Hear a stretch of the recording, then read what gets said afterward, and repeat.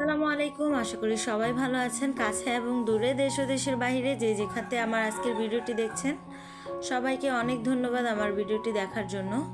আজকের ভিডিওটা শুরু করেছি দুপুরের রান্না থেকে। তো আজকে দুপুরের জন্য আমি রান্না করব পোলাও, সাথে গরুর মাংস আর আস্ত ইলিশ মাছ ভাজা। তো দেখতেই থাকুন আমি কি কি করি। ভালো লাগলে একটি লাইক দিবেন এবং কমেন্ট করে জানাবেন আমার ভিডিওটি কেমন লাগলো আপনাদের কাছে। আর চাইলে শেয়ারও করতে পারেন। আর নতুন বন্ধু যারা আছেন তাদেরকে বলছি, যদি আমার ভিডিওগুলো আপনাদের কাছে ভালো লাগে তাহলে আমার চ্যানেলটিকে সাবস্ক্রাইব করে পাশে থাকা বেল আইকনটি অন করে আমার পাশেই থাকবেন এবং 24 ঘন্টা অপেক্ষা করবেন। 24 ঘন্টা পর আমি আপনাকে ব্যাক দেব। ইতিমধ্যে যারা আমার চ্যানেলটিকে সাবস্ক্রাইব করেছেন তাদের সবাইকে অনেক ধন্যবাদ আমার চ্যানেলটি সাবস্ক্রাইব করার জন্য। পোলাও তো আপনারা সবাই কম বেশি রান্না করতে জানেন, সেটা আপনাদেরকে দেখানোর কোনো কিছু নেই। আমি ভিডিও লং করার জন্য আর কি পোলাও রান্নার রেসিপিটা শেয়ার করলাম আপনাদের সাথে। তো এখানে আমি আদা রসুন দিয়েছি, এলাচ, দারচিনি, তেজপাতা, পেঁয়াজ দিয়ে একটু কষিয়ে নিলাম যাতে করে আদা রসুনের গন্ধটা চলে যায়। জানি না আপনারা কেউ কখনো পোলাওতে গুঁড়ামরিচ দিয়েছেন কিনা, তবে আমি কিন্তু গুঁড়ামরিচ দেই হালকা, একটু সামান্য পরিমাণ গুঁড়ামরিচ আর কি, যাতে পোলাওটা একটু লাল হয় সেজন্য।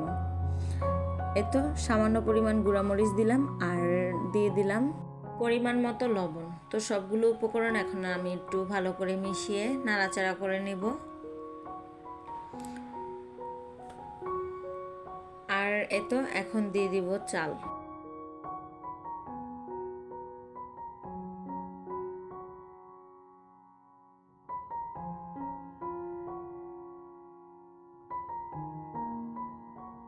তো এই তো চালগুলো দেওয়া হয়ে গেছে। এখন আমি চালগুলোকে 10 মিনিট ভেজে নেব।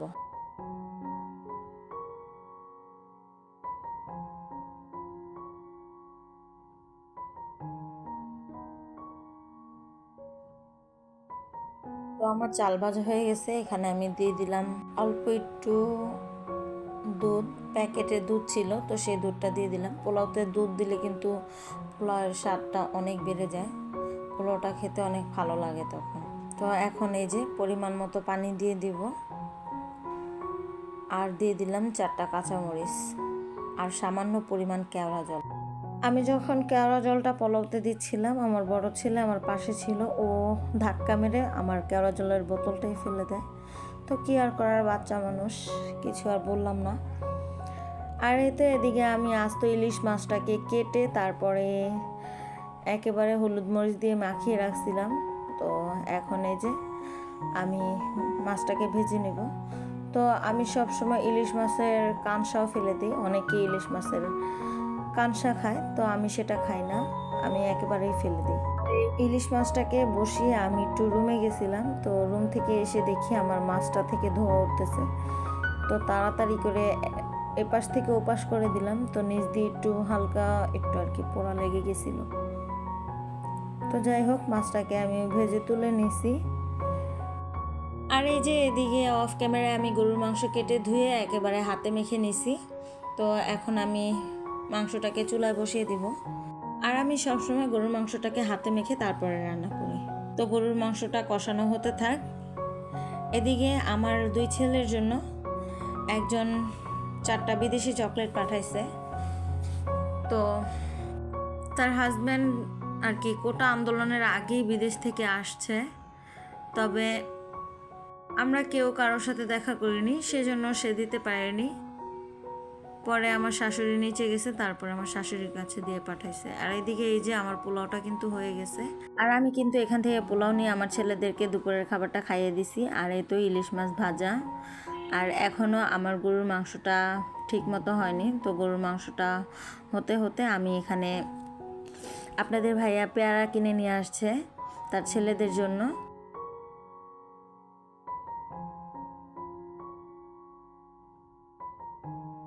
তো এই তো আমার পেয়ারাগুলো রাখা হয়ে গেছে, এখন এগুলো ফ্রিজে রেখে দেব। আর এদিকে তো আমার হাজব্যান্ডের ক্ষুধা লেগে গেছে, সে গোসল করে বলতেছে তাকে খাবার দিতে। তো এই যে তারে খাবার বেড়ে দিতেছিলাম।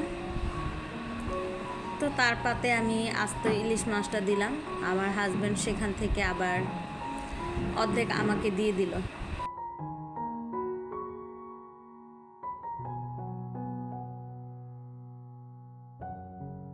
এই যে আমার হাজব্যান্ডকে খেতে দিলাম, ওদিকে আমার ছেলে তার বাবার প্লেট থেকে মাছ খুঁটে খুঁটে নিয়ে খাচ্ছে। তো এই যে ভেঙে প্রথমে দিতে নিছিল, আমি বলছি এখন না, পরে দিও, আমি প্লেটে ভাত বাড়ি, তুমি খাও। তো আমাকে বলতেছে তাড়াতাড়ি ভাত বাড়াও, ভিডিও রাখো, পরে করো ভিডিও। তো দুপুরে খাওয়ার পরে আর কোনো ভিডিও করিনি, দুপুরবেলা খেয়ে দিয়ে ঘুমাইছি। তো ঘুম থেকে উঠে এই যে পেয়ারা কেটে নিছি, ছেলেদেরকেও ঘুম থেকে উঠাইলাম, মুখ ধোয়াইছি। আর এই তো এখন ওদেরকে পেয়ারা খেতে দিলাম, সাথে আমিও পেয়ারা নিয়ে বসছি। আমার তো লবণ মরিচ দিয়ে পেয়ারা খেতে অনেক ভালো লাগে। তো আপনাদের কাছে কেমন লাগে অবশ্যই কিন্তু কমেন্ট করে জানাবেন। আর আজকের মতো পেয়ারা খেতে খেতে এখান থেকেই বিদায় নিচ্ছি। সবাই ভালো থাকবেন। আর হ্যাঁ, যারা শুরু থেকে শেষ পর্যন্ত আমার ভিডিওর সঙ্গে ছিলেন সবাইকে অসংখ্য ধন্যবাদ। যদি এখনও একটি লাইক না দিয়ে থাকেন প্লিজ একটি লাইক দিয়ে দিবেন, আর ভালো লাগলে শেয়ার করবেন। আর নতুন বন্ধুদের বলছি আমার চ্যানেলটিকে সাবস্ক্রাইব করে আমার পাশে থাকবেন। ইনশাআল্লাহ 24 ঘন্টা পর ব্যাক পাবেন।